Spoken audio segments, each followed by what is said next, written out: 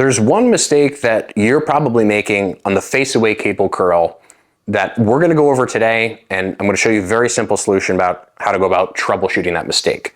So first of all, if you don't know what a face-away curl is, it's basically this, where you stand in front of a cable stack, okay? Here's a person and they're facing this way, right? So their eyes are pointed in this direction. The cable is somewhere behind the person, and if I just, put the arm right here, elbow, hand, here's the cable. What people do is they will set up a cable, higher up oftentimes, where the cable is pulling the hand backward in this direction. And the reason they angle it around 90 degrees toward the bottom is because a lot of people will do face-away curls so that they can specifically load the bottom. Why? Well, because if you're using a dumbbell, the dumbbell is just pulling down and it's really only challenging toward the top. So a face-away curl is a great opportunity to actually load the arm backward so that, again, in this more stretched position, you can load the forearm segment at 90 degrees. But what's the problem with this? What's the downside of this? And why is it problematic? Well, if we think about what this resistance is actually doing, right? You have a cable in your hand, it's pulling the arm this way.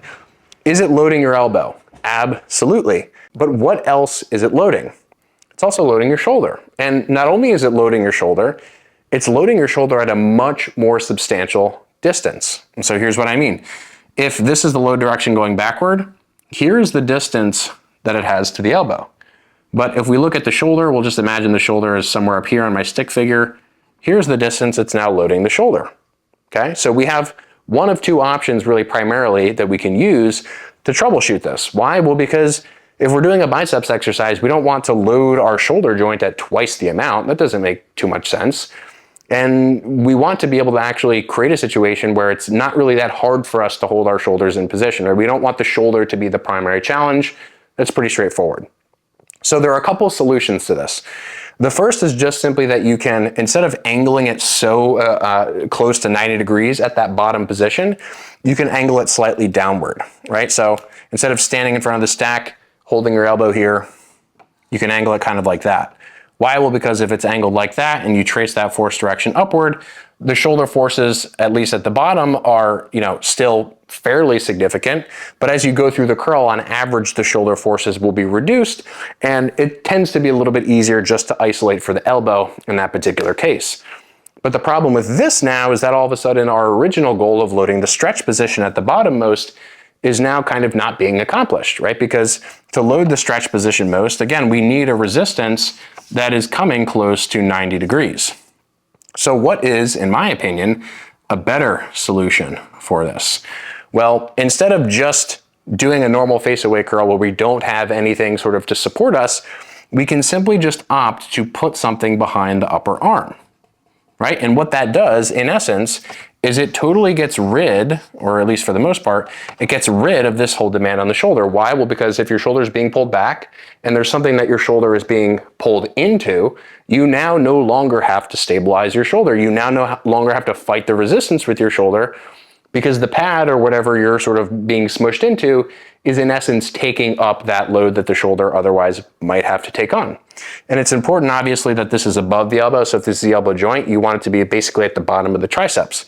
So now all of a sudden you can load the bottom position without having to worry about stabilizing the shoulder. And you also didn't have to sacrifice load in the bottom position by angling the cable more downward. Now, I'll have shown at some point videos of me demonstrating this. It's a little bit weird to set up. It's a little bit cumbersome to set up. Some of you may not have access to a situation where you can easily do this.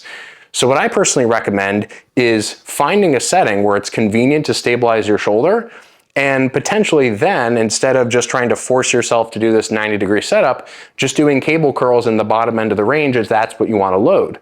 Or perhaps using two different kinds of cable curl variations, one where you're stabilizing up against something like a cable column and using the full range, and then another variation where you're increasing the load and just doing the bottom half as a sort of partial to train both the bottom position and the top position.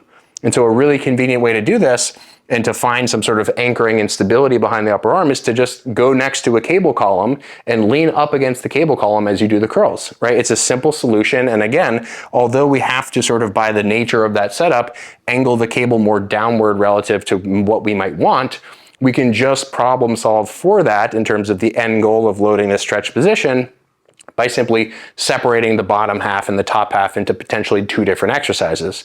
So let's say you're doing 4 sets of cable curls, right? Where originally you had planned to do it like 4 sets like this. You can do 4 sets just as a partial range, again, loading that bottom position with that support. I think it's a much better trade-off as compared to trying to do it like this without any support. Or what you could do is do 2 sets where you go full range and then 2 sets where you just do the bottom half partial. So again, the major mistake here is just kind of assuming that like the shoulder isn't going to be a player. And as a consequence of that, a lot of times, again, angling this cable such that the arm is being pulled backward behind the body. And again, we're creating a situation in that circumstance where non-target tissues have to work really hard. And guess what? A lot of times when people actually do set up this way, what ends up happening is they end up not oftentimes being able to keep the shoulder still. So even worse, relative to the goal, what happens is their arm actually just ends up getting pulled backward. And so instead of the resistance angling at 90 degrees, what ends up happening is the resistance ends up going like this. And so now basically at the bottom, there's 0 load in the stretch position of the biceps. Whereas if my arm were in this position, again, to mimic the one we did earlier, if you were to actually load that bottom position, you would want the cable now this way. So you'd want it up high. But then we run into the same problem as we did before, where you would need, again, something here to stabilize the shoulder. So this particular instance is like the most stretched challenge in the most stretched position, at least of one of the biceps. And that could be maybe a very valid situation, but it's very unlikely that you have access to all the equipment that you might need to be able to set this up.